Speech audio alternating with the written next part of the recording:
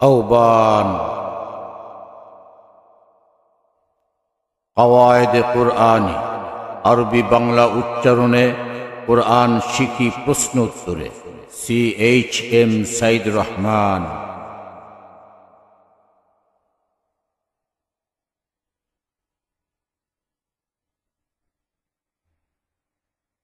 বিসমিল্লাহির রহমানির রহিম। দ্বিতীয় অধ্যায় পাঠ 0 পর্বে যা আছে। লেখকের আহ্বান মাখরাজকে ছন্দাকারে পড়ার সুবিধার্থে আরবি হরফগুলি যেভাবে পড়তে হবে।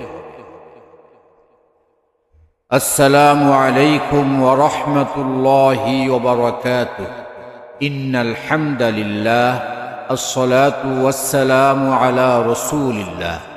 কোরআন পিপাসু প্রিয় ভাই ও বোনেরা, কোরআন শিখি প্রশ্ন উত্তরে বইয়ের আদলে দ্বিতীয় অধ্যায়ের পাঠ 0 প্রথম পর্বে আপনাদের জানাই আহলান সাহলান মারহাবান।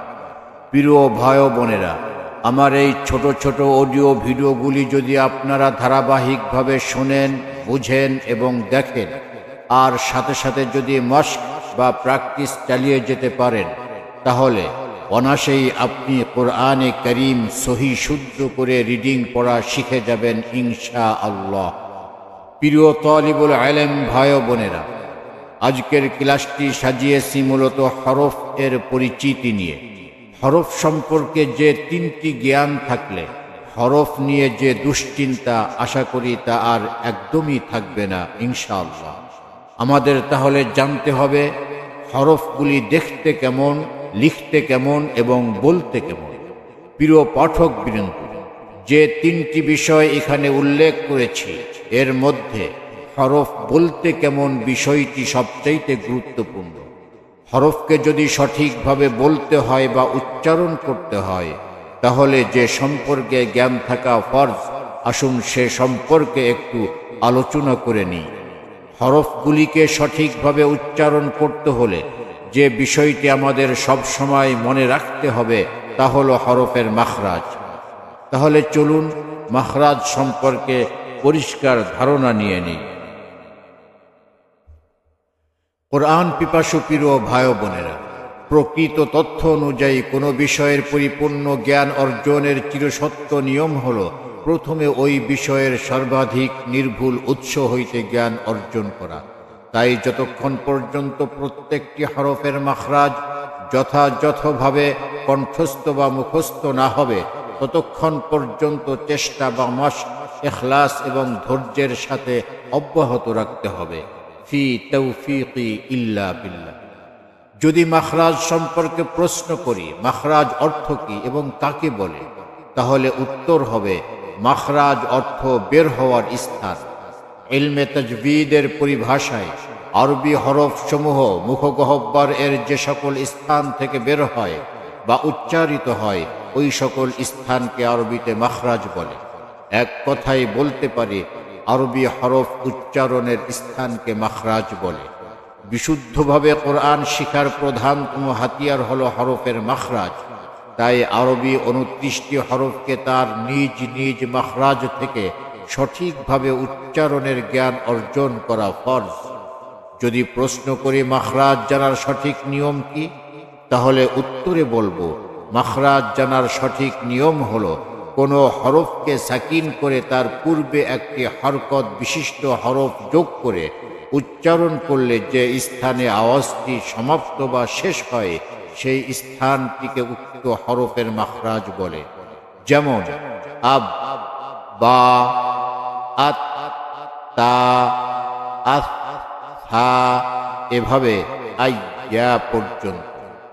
তাহলে চলুন মূল পর্বে প্রবেশ করি। মাখরাজকে ছন্দাকারে পড়ার সুবিধার্থে সংখ্যার সাথে হরফগুলি মুখস্থ করুন। যেমন 1 নম্বরে আ, আলিফ নরম, শ্বাস চালু থাকবে। 2 নম্বরে আব, বা শক্ত, শ্বাস বন্ধ থাকবে। 3 নম্বরে আত, তা চিকন, শ্বাস চালু থাকবে। 4 নম্বরে আত, হা নরম, শ্বাস চালু থাকবে। 5 নম্বরে আহ হা নরম শ্বাস চালু থাকবে। 6 নম্বরে আহ হ চিকন শ্বাস চালু থাকবে। 7 নম্বরে আজ জিম শক্ত শ্বাস বন্ধ থাকবে।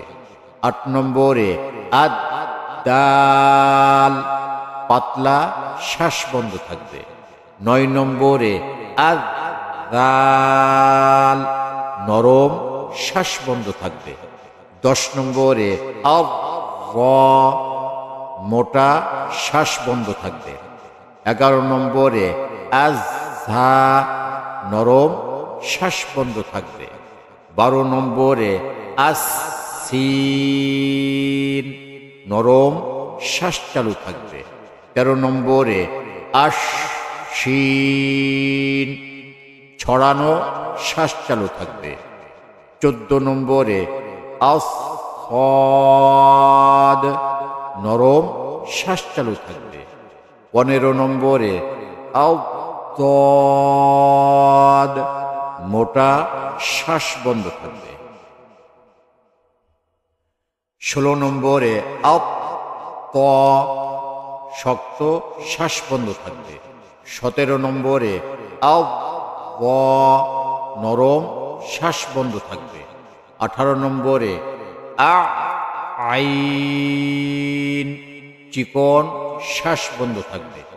19 নম্বরে আগইন মোটা শ্বাস বন্ধ থাকবে। 20 নম্বরে আফা নরম শ্বাস চালু থাকবে। 21 নম্বরে আক মোটা শ্বাস বন্ধ থাকবে। 22 নম্বরে আকাফ শক্ত শ্বাস চালু থাকবে।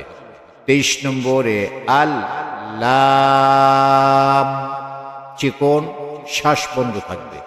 24 নম্বরে আব মিম নরম শ্বাস বন্ধ থাকবে। 25 নম্বরে আন নুন চিকন শ্বাস বন্ধ থাকবে।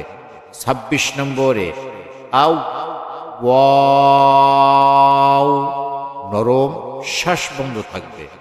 27 নম্বরে আহ হা শক্ত শ্বাস চালু থাকবে। 28 নম্বরে আ হামজা শক্ত শ্বাস বন্ধ থাকবে। 29 নম্বরে আই ইয়া নরম শ্বাস বন্ধ থাকবে। পরবর্তী ভিডিও 1-এর মধ্যে 3 পর্ব 1 হরফগুলি দেখতে যেমন, লিখতে যেমন এবং বলতে যেমন।